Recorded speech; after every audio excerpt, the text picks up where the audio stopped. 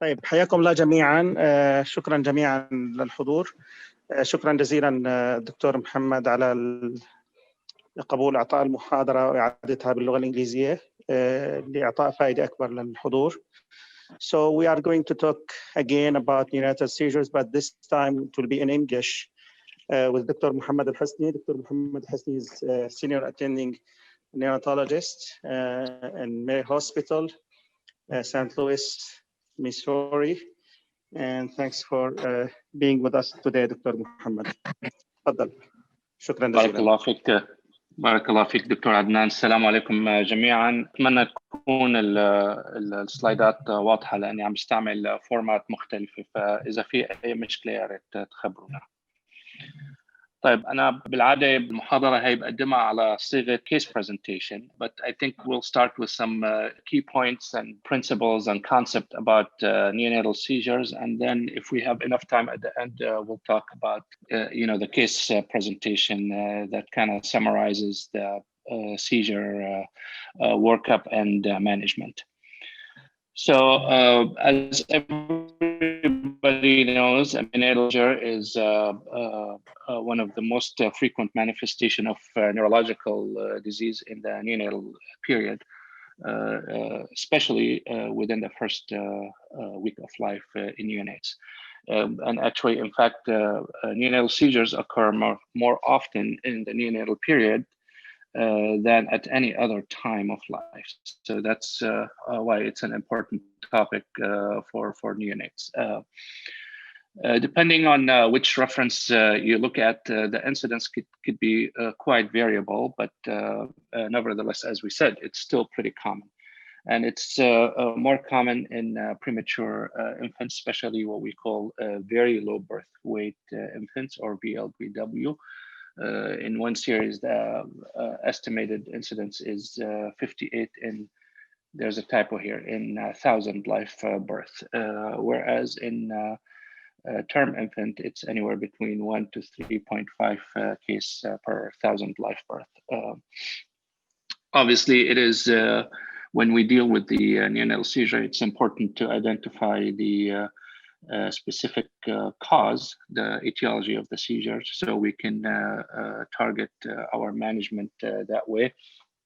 And we can determine also the prognosis as a result of the etiology and the cause of the seizure. We're going to get to this later, but we can identify a cause for the seizure in about 85% of the cases. And about 15% of the cases of neonatal seizures, we cannot identify a cause. And that's when we're going to talk about the epilepsy syndromes and how we can differentiate different type of them. So as I said, this is a case presentation. So it's a full-term infant that was sent to your hospital or center because of an incidence of seizure episodes. So before we talk about the case, we're gonna discuss some basic principles and definitions. The American Clinical Neurophysiology Society classifies seizures according to whether they are associated with the EEG changes or not. So there's 3 types of seizures as a result of that. There's what we call the clinical only seizures. So it is defined as a sudden abnormal clinical changes or movement that does not correlate with EEG changes that happens at the same time that those movements occur. Then there's the electroclinical seizures. So those are the seizure episode that's usually associated with EEG changes. And then there is the last type, or what we call the subclinical seizure, or seizure that is not visibly seen clinically, but it's usually you see some EEG changes. So again, those are called subclinical seizures. So unless you have the baby connected and placed on an EEG monitoring, you wouldn't be able to identify those type of seizures.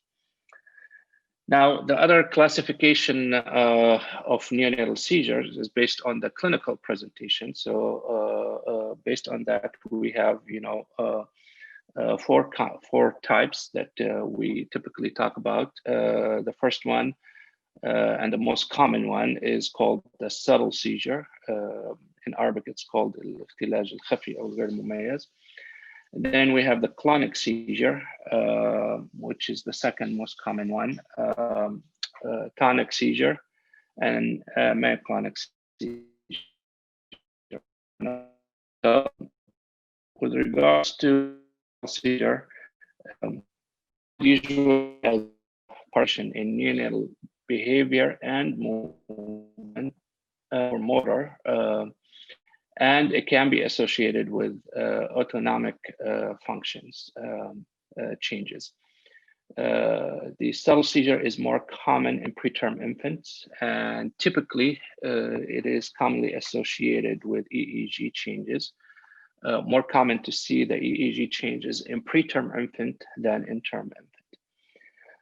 With regard to the clinical manifestation, usually we see 3 or 4 different kinds of types. We have the ocular movement or phenomena, and it it presents as either an eye deviation, eye blinking or fluttering, eye rolling up, or sometimes just like staring, eye opening without blinking. Then there is oral buccal-lingual or الحركات الفموية الوجهية الشفوية. So consist of sucking movements, smacking, chewing. Sometimes they stick their tongues repeatedly out of their mouth. So we see that. And then there's the lip movement, and it's usually not a very rhythmic movement, but repetitive movement. So it's usually as an unusual a bicycling movement or pedaling movement of the legs. Now we also have apnea. I mean, I'm sorry, the slide, I'm not sure why it's a little cut off here, but apnea also can be a form of seizure, subtle seizures, especially obviously in term infant, not in preterm infant. So the second kind that we commonly see as clinical seizure in neonates is the clonic seizure. So usually it presents as a rhythmic movement of certain muscle groups. And usually those rhythmic movements have like a rapid phase followed by a slow or return of movement of the extremity involved.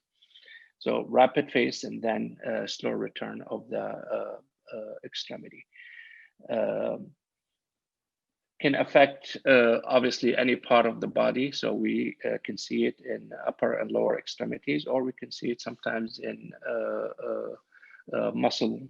facial muscle twitching. Infants usually are not very clearly conscious. So, I mean, I wouldn't say that they have a comatose, but usually they're not very clearly alert and awake. The clonic seizures can be either focal or multifocal. The focal usually involves one of the extremities, upper or lower extremities, either on one side or on the face, or on the side of the face.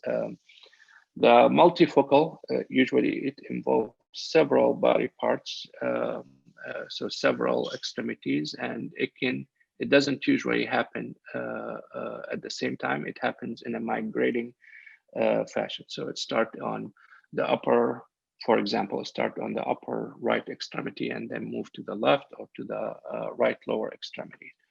So usually the migration is a non-Jacksonian type, meaning it's sporadic. So it doesn't follow a specific Jacksonian type. The second kind, or the third kind we're going to talk about is the tonic seizure. So instead of having rhythmic or repetitive movement, you have just sustained posturing of certain part of the body, either in a flexion posturing or extension posturing. It can involve the trunk, the limbs, or sometimes the neck. Also, the tonic seizures can be either focal tonic seizures. Usually those are the more common type, and it's usually associated with EEG changes.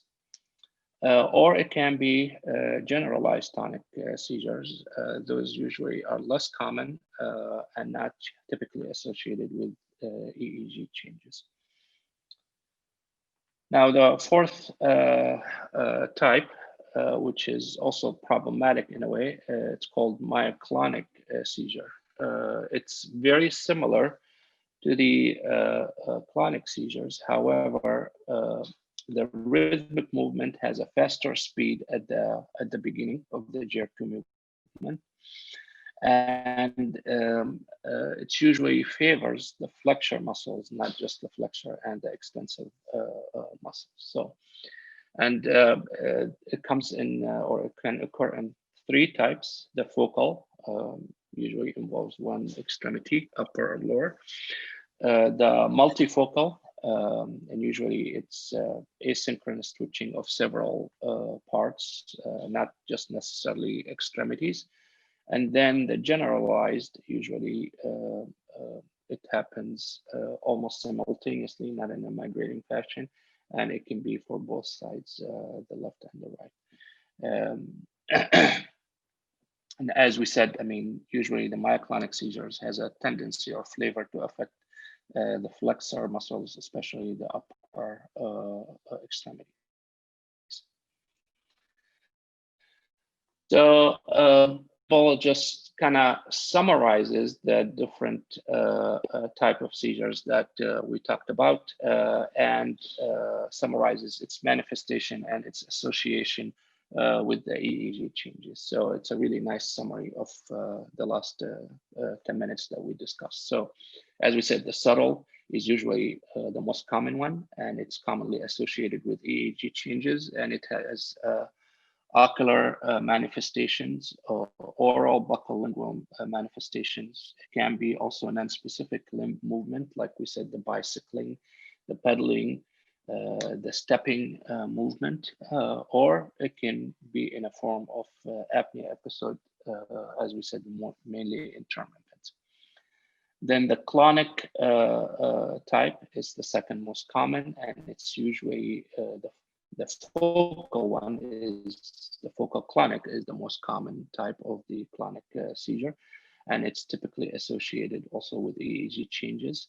And the third kind, which is less common, is the tonic.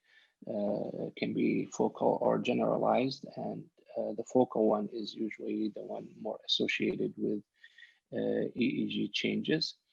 And then lastly, the myoclonic seizure, which is very uncommon as a type of seizure, and it's uncommonly associated also with EEG changes. And we said it's a little bit faster phase of movement, which makes it differentiated from the clonic type of seizure.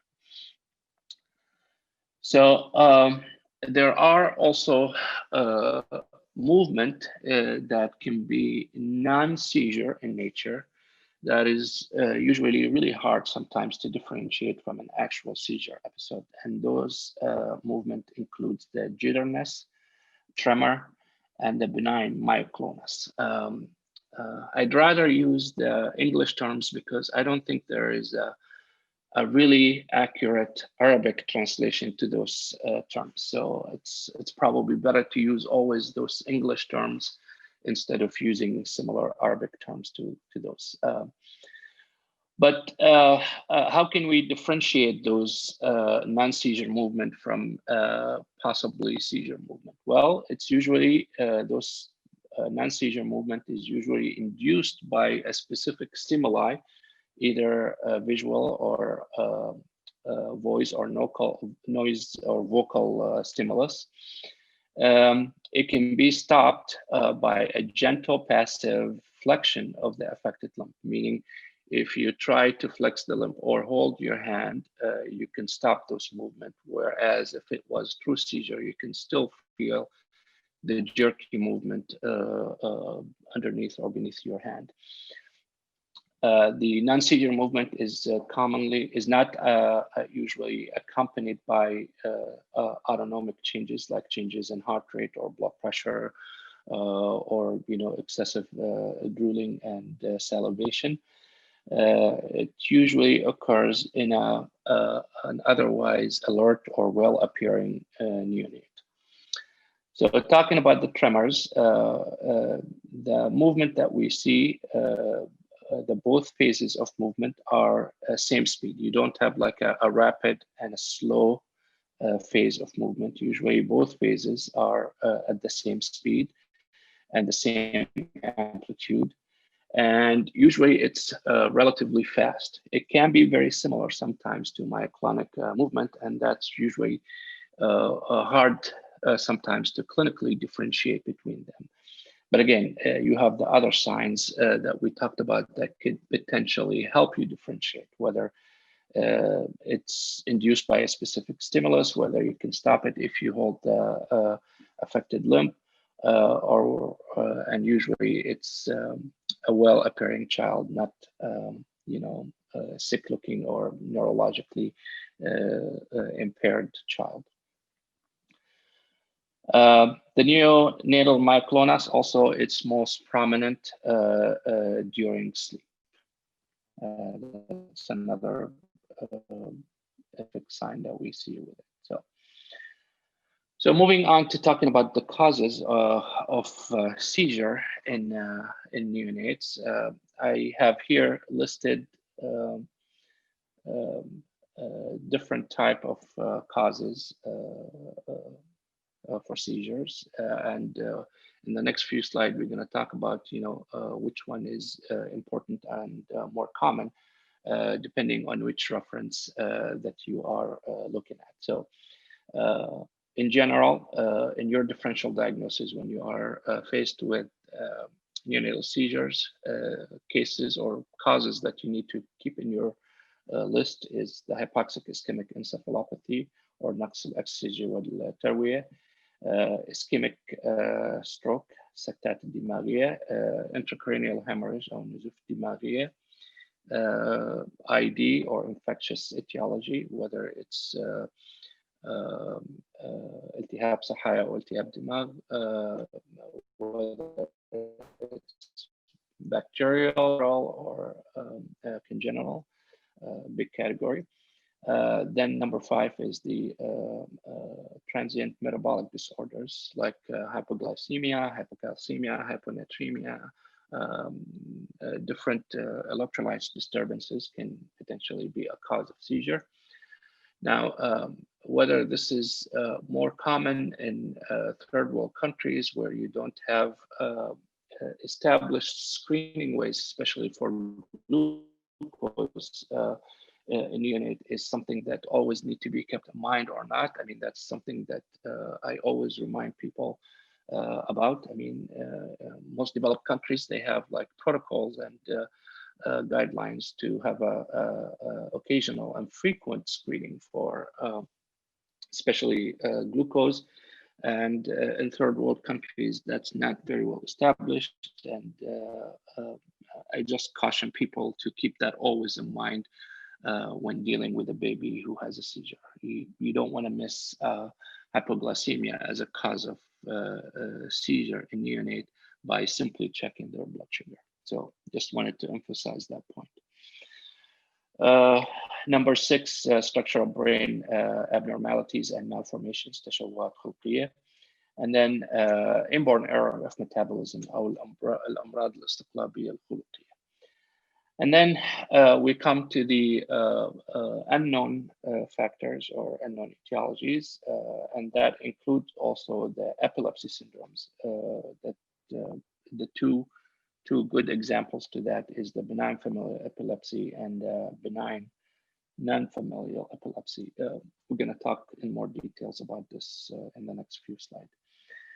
I just wanted, this is a slide that I got from Up to Date, and you can see the list of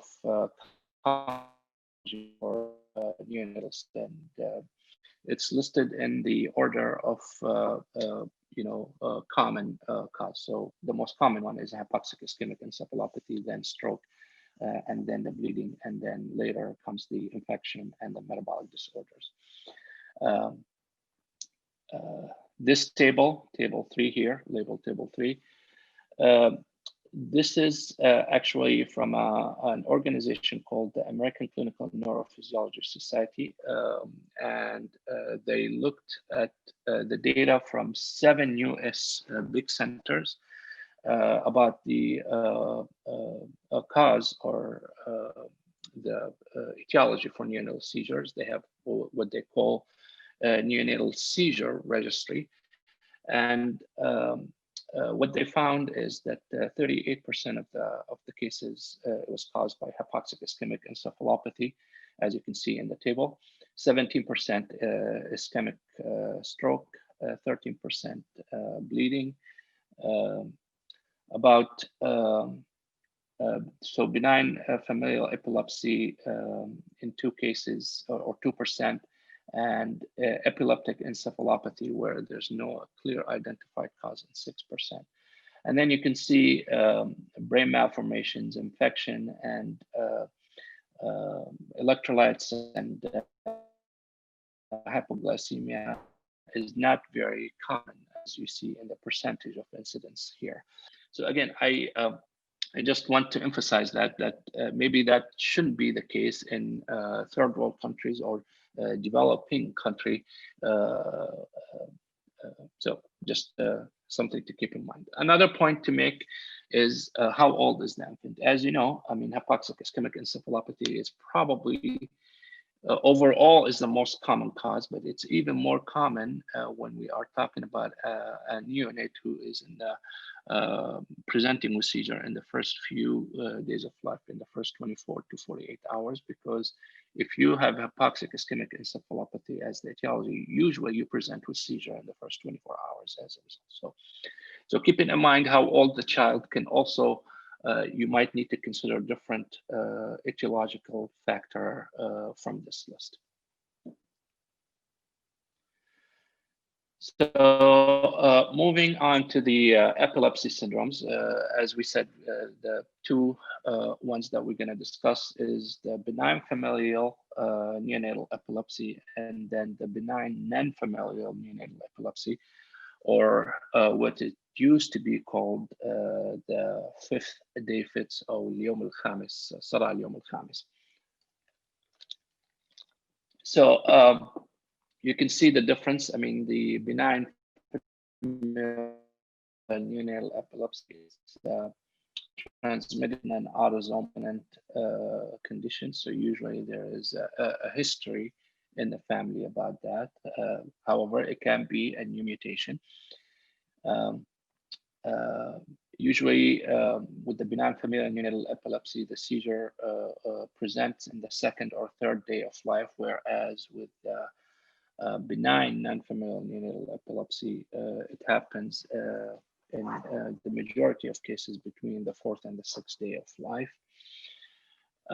The benign familial neonatal epilepsy most often is a focal clonic seizure, whereas the other kind is usually multifocal clonic seizures, and it can be associated with apneic episode.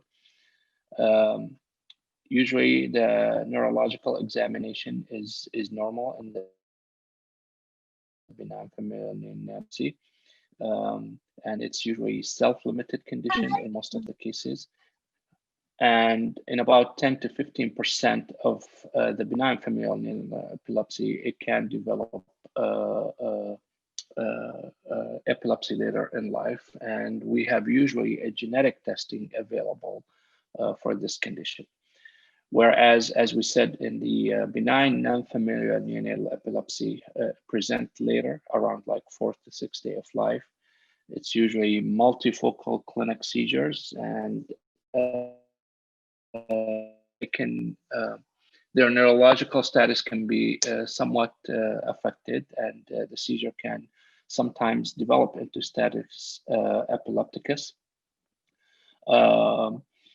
There's a spontaneous recovery in about 2 weeks, but as as I mentioned earlier, it can be sometimes clinically very relevant and difficult to treat before it gets better.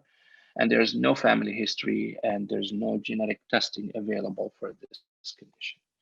And it rarely develops into an epilepsy later in life.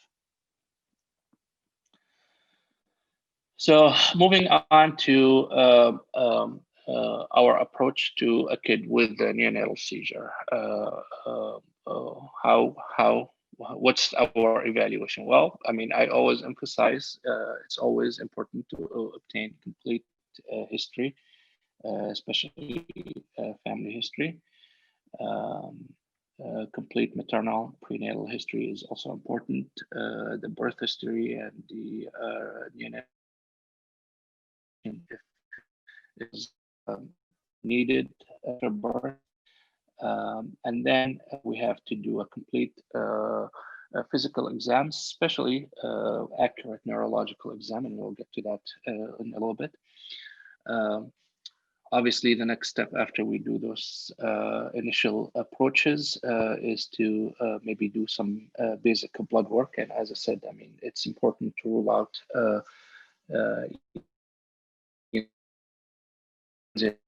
what could be the cause of the seizure, but basic glucose, electrolytes, calcium, phosphorus, and magnesium. If we are suspecting infection etiology, then doing a CBC, maybe CRP, and considering a lumbar puncture might be important. Also, what helps with confirming the diagnosis is doing an EEG if it's available. And then also depending on whether we need to continue with the workup. I mean, imaging is also an important step in identifying an etiology for the seizure. There are different modalities of imaging. I know it's not all available, but usually it can range from a simple thing like doing a head ultrasound through the anterior fontanelle, or doing brain CT scan, which involves usually, I mean, a lot of radiation exposure to the neonate, or doing a brain MRI, which is the best modality currently used in developed countries. I know it's not available readily in Syria, so sometimes getting by with the either the head ultrasound or the brain CT might be the best alternative that we have available. So as we said, I mean, doing a examination, including the neurological examination, is really important. I like to emphasize, you know, this is obviously the table for assessing the degree of encephalopathy that we use in hypoxic ischemic cases. However, it's useful to categorize your neurological examination using this algorithm. So, meaning it's important to emphasize on like those 5 or 6 aspects of the neurological examination when you do your neurological assessment. So, what I mean by that, it's important always to discuss the level of consciousness. Is the baby hyper alert, lethargic, or in a comatose condition? Make a comment about the baby's activity, whether it's a normal activity, decreased activity, or absent activity. Neuromuscular control, which include assessing the muscle tone, whether it's normal, decreased, or completely flaccid or absent. The baby's position or posture. Is the baby in a mild distal flexion, strong distal flexion, or in a decerebrate posture? And then the deep tendon reflexes. Or is it decreased or absent? The third or the fourth category is the primitive reflexes, which includes the Moro, the suck, and those are the 2 important ones. I mean, make a comment about is it present, is it exaggerated, or is it weak or absent? Then the eye or the pupil examination is important. And so having those components in your neurological assessment and using it always helps you in doing a complete neurological assessment that way. This is just a CT demonstrating cerebral edema. This is something we see typically in hypoxic ischemic insult or encephalopathy. The way we can tell that is because the ventricles that usually looks like a slit on the CT scan is almost non-existent here. And that's probably related to cerebral edema again. This picture just demonstrates different kind of intracranial bleeding. As you can see, we can have either subdural or epidural bleeds. We can have intraventricular hemorrhage. We can have intraparenchymal hemorrhage, or we can have hemorrhage.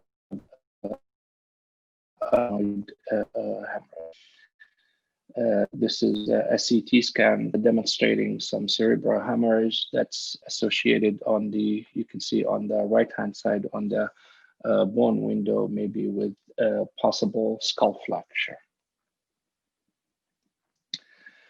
This picture just demonstrates the difference between epidural and subdural hematoma.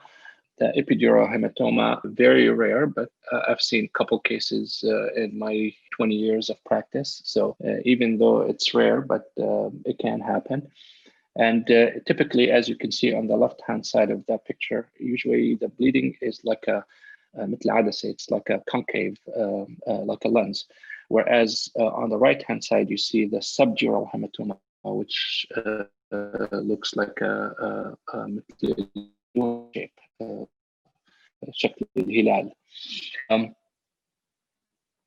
This is a CT scan image demonstrating subdural hematoma. So I just had this picture to demonstrate for you guys, I mean, the importance of doing MRI, especially if stroke or cerebral stroke is suspected. It can help you identify potentially the fact you can strokes that affecting different arteries and its pattern of change with the MRI. As you can see on the left upper picture, if the main middle cerebral artery is affected, you see how the injury looks like on the MRI scan. The one next to it is the cerebral artery. Again, you can see, as I said, different arteries influence on the MRI images as a result of a stroke. The ischemic changes, again, just to give you an idea about how an MRI changes are seen with hypoxic ischemic changes. This is T1 and T2 weighted images, and you can see on the top 3 pictures what the one images, it looks very bright spots, especially in the basal ganglia on the T1 images, whereas on the T2 weighted images, you see it as a dark or black spots on the MRI images. Again, I didn't mean to discuss in a lot of details the MRI, but just to give you an idea how MRI images looks like and how accurate to identify images related to hypoxic ischemic and stroke. So moving quickly to the treatment, like any acute event, you have to focus on what we call the putting and then making sure that cardiovascularly the baby is stable. And then you can identify if there are any metabolic disturbances that you can fix with the glucose and with potential calcium and phosphorus. And then obviously if the seizure is still occurring, you need to provide treatment. One big debate that always we get into is how long should you wait before you administer, anti-seizure medications. I looked at the WHO guidelines, from that aspect, and I think they mentioned 2 to 3 minutes. If the seizure is not stopping spontaneously, then you should consider administering medications in that case. We're going to talk in a little bit details about, which medication to consider. But you can see here in the slide that I have, I listed the phenobarbital, then the phosphonatoin, and then the levetiracetam or the Keppra, and then midazolam. You can see in this table that I have here, we listed different medications that commonly used in neonate, their doses and maintenance doses that's are recommended and adverse. I think most of us are familiar with the medications and the dosing and hopefully the side effects. But the question comes always, which one should we start with? And I'm going to get to that in the next few slides. So I'm not going to spend a lot of time looking at or reviewing this table. I think you can do it later. But as we said, I mean, it's always a big debate which medication to start with as the first. As I mentioned, WHO recommends using phenobarbital as the first agent in their most recent guidelines that they published. And internationally, phenobarbital is still the most commonly used medications for treatment of seizure. You have to understand, even though, I mean, neonatal seizure is an old topic and probably there are a lot of publications that talks about treatment, there is still a lack of extensive and evidence-based information about which medications is the best or the superior for treatment. And as I mentioned here, I mean, I looked at the most recent systemic review done in 2004. There are more than 500 publications related to neonatal seizure management. However, only 2 of them are randomized controlled trials, and only 3 to each other. So again, there's not as I said, extensive and evidence-based information yet about which medications are superior. However, having said that, having a systemic or systematic approach to management is always important and valuable and should be always be taken into consideration.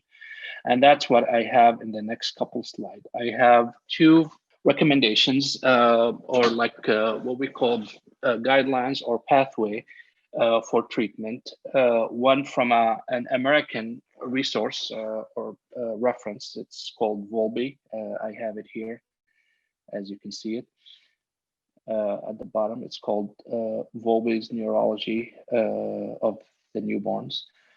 So he recommended this algorithm for treatment of seizure, starting with the phenobarbital using 20 milligram per kilo IV, and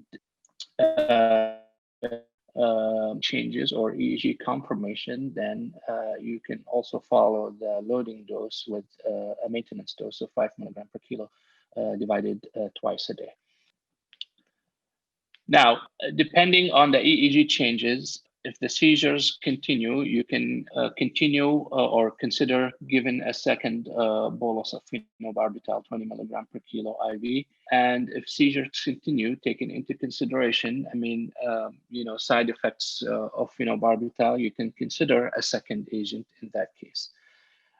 Typically, Keppra is used if you feel that the phenobarbital is causing some respiratory depression or cardiovascular effect from the phosphonatoin or the or phenytoin.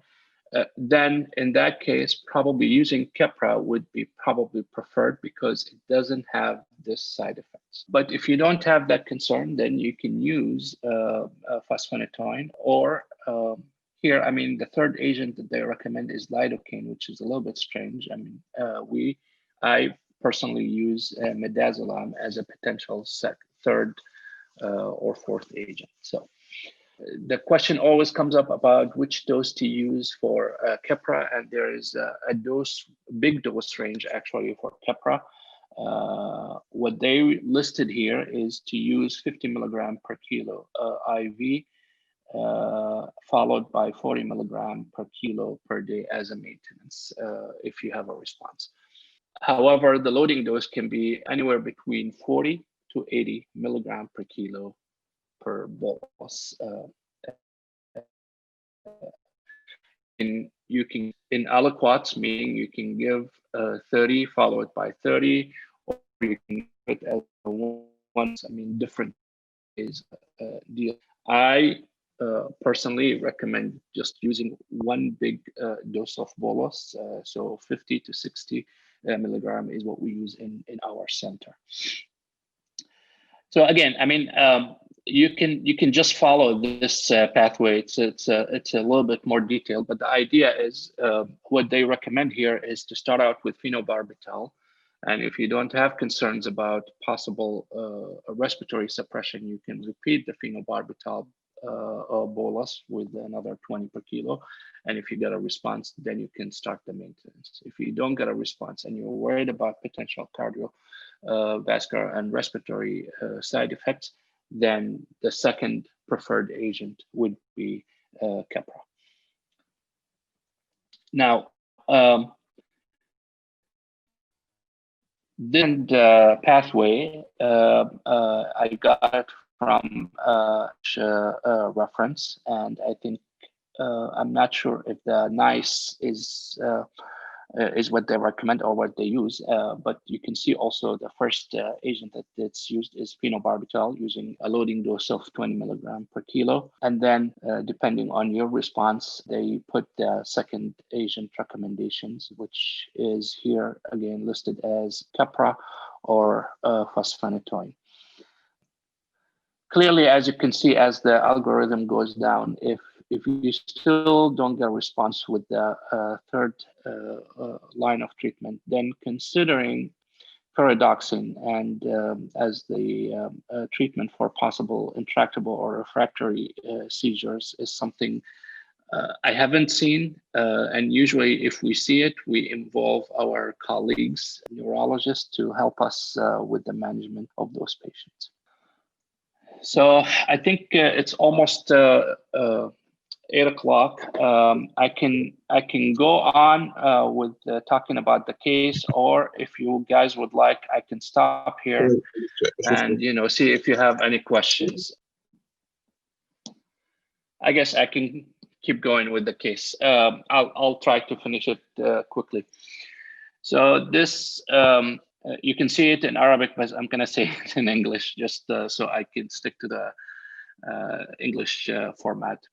So it's a full-term infant that was sent to your hospital because of seizure episodes.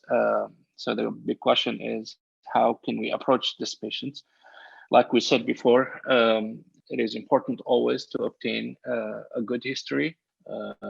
It is always important to do a complete examination. And then after that comes the approach and the management for the patient. So in terms of the history, the mother is 15 years old. This is her first pregnancy. She received periodic and regular prenatal care.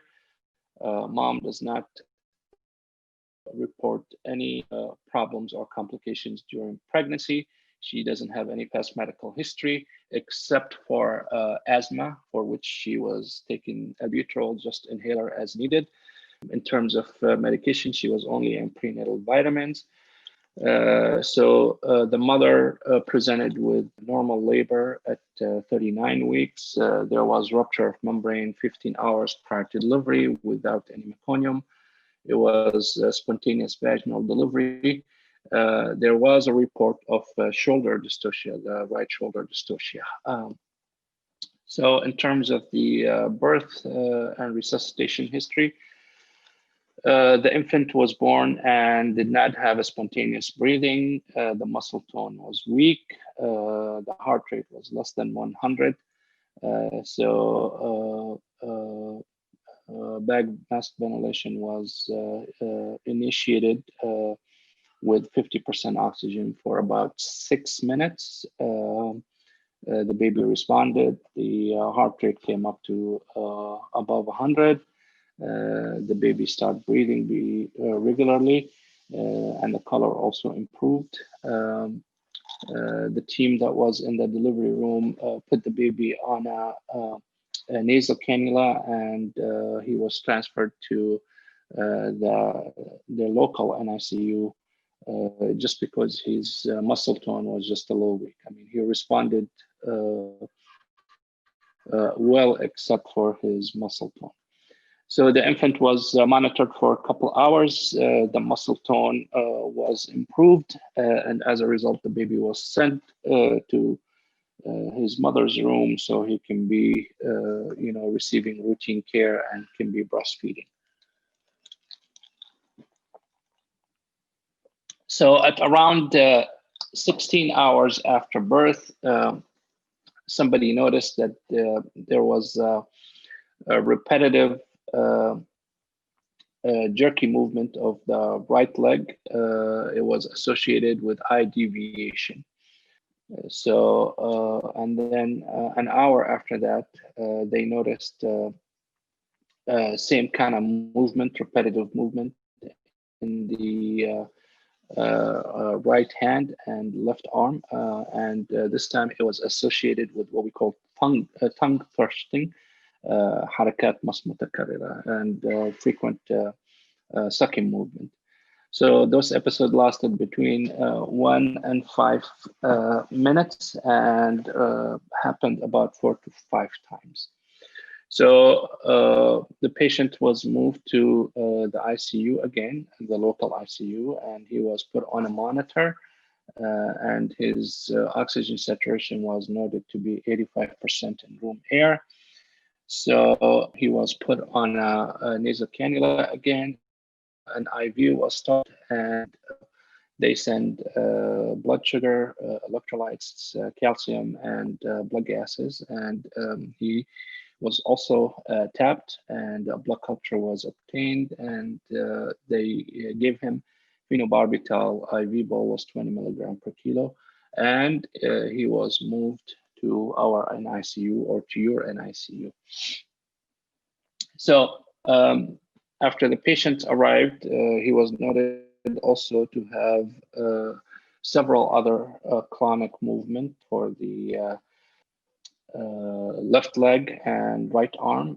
It was associated with repetitive eye blinking and sucking and chewing movement, and there was some mild desaturations or decrease in the oxygen saturations. So at our center, we gave him a second Phenobarbital bolus, 20 milligram per kilo, and he was monitored closely. He was noted to have another episode 7 hours after we gave the second loading dose of Phenobarbital, which lasted for 3 minutes. The fellow who was on call at night gave him midazolam, 0.1 milligram per kilo IV. Overall, the child stayed on IV fluids without any oral nutrition and no more seizures. دكتور محمد واضح الصوت؟ لأنه غاب الصوت عندك. غاب الصوت عندك لفترة منيحة. عفوا لا تواخذ.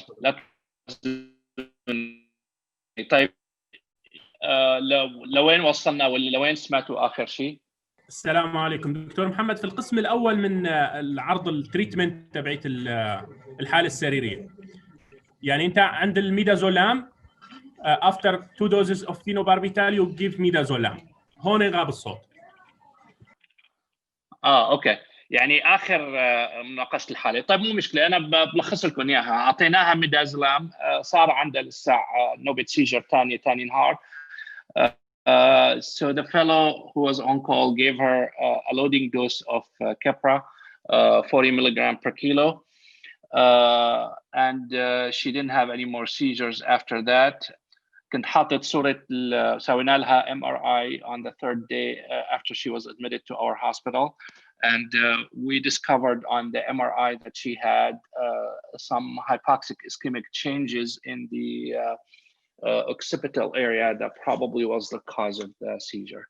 The baby was given a Keppra maintenance dose, and she did not have any further seizure episodes after that.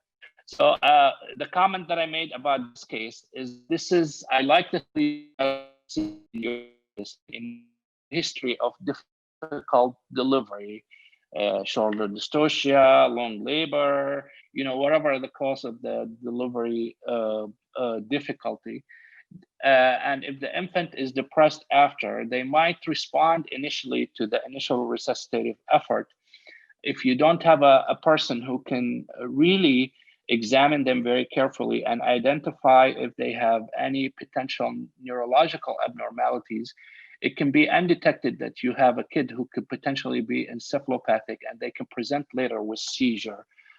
And that could be the presenting sign for the hypoxic ischemic encephalopathy. So that's why I like this case, because it's something that you probably will see frequently in your practice and in your hospitals. So questions or comments, or I mean, I know this was completely in English, but I don't know if it was clear and you guys got most of it, if not all of it. الدكتور طاهر سأل إذا ممكن نشارك الألغوريثم. طبعا ممكن نبعث لكم المحاضرة، وممكن نبعث لكم الريفرنسز كمان، أكيد ما في شك. طيب في أي أسئلة تانية أو تعليق أو تفضل أخي تفضل. شكرا جزيلا دكتور محمد.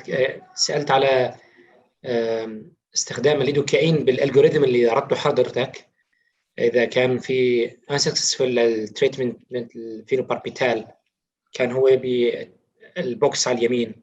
تمام. شو آلية التأثير اللي عم تسأله؟ آلية تأثيره بالاختلاج، وهو هل هو فعلا common بالعلاج ولا كيف؟ والله نصف العلم لا أعلم، ما بعرف تماما آلية التأثير. أنا I have to يعني to check it again, but I think it's probably related to electrolytes changes. يعني it affect the electrolytes transmission inside and outside the cells. وأنا بصراحة يعني خلال 20 سنة ما ولا مرة استعملناه كعلاج للصرع. يعني ما بعرف إذا حدا من الاستشاريين عنده خبرة أفضل مني بهالموضوع يعني، بس أنا ولا مرة استعملته. بس آلية التأثير بعتقد لها علاقة بتنظيم دخول الشوارد إلى داخل الخلية وتغيير الاستقطاب as a result يعني. شكرا جزيلا. السلام عليكم. وعليكم السلام ورحمة الله. يعطيك العافية. الله يجزيك أهلا الخير. أهلا حبيبي. سمعانك دكتور نصر. الله يكرمك. هلا دكتور، في عندي سؤال على استخدام البيرودوكسين. هل يعني ممكن ندرجه من أدوية العلاج المستخدمة لعلاج الاختلاجات عند الوليد، وله استطبابات معينة؟ هو بصراحة مثل ما قلنا لك يعني if we use it with the presence of a neurologist usually, and it's like the last thing that we use. يعني we tried different other medications first, and it's like مثل ما بسموها مثل shot in the dark يعني رب رمية من غير رامي يعني. So the official indication for it, it's intractable seizures or status epilepticus that are not responsive to any other treatments. Yeah, I mean, that's the, so it's usually at the bottom of the treatment algorithm.